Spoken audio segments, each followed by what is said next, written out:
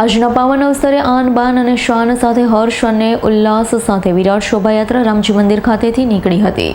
આજના પાવન અવસરે આનબાન અને શાન સાથે હર્ષ અને ઉલ્લાસ સાથે વિરાટ શોભાયાત્રા રામજી મંદિર ખાતેથી નીકળી હતી.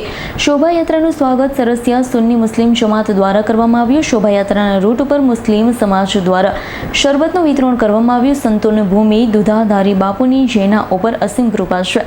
શ્યામ સુંદર ભગવાન જ્યાં સાક્ષાત વિરાજમાન છે એવું સરસિયા ગામમાં સાધુ સંતોની હાજરીમાં, વરિષ્ઠ આગેવાનોની હાજરીમાં, દરેક ધર્મ અને દરેક સમાજના લોકોની હાજરીમાં મર્યાદા પુરુષોત્તમ ભગવાન શ્રી રામની વિરાટ શોભાયાત્રા નીકળી. આ તકે રાષ્ટ્રીય શાયર ઝવેરચંદ મેઘાણીના એવોર્ડ તાજેતરમાં જેને મળ્યો છે એવા સરસિયા ગામના લોકો સાહિત્યકાર ભાબલુભાઈ તાદલનું પણ સન્માન કરવામાં આવ્યું છે.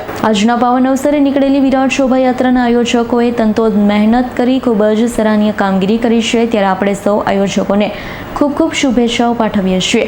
ગામના સરપંચ મંગળુભાઈ વાળા સહિતના આગેવાને પણ આયોજકોના વખાણ કર્યા છે. ઉંમર નાની પરંતુ કામ મોટા એવા દરેક આયોજકોને ફરી એકવાર આપણે શુભેચ્છાઓ પાઠવીએ છીએ કે આજે સરસિયા ગામ સમસ્તને રૂડું કરી બતાવે છે. સંજય વાડાનો રિપોર્ટ, આજ9 ન્યૂઝ, ધારી.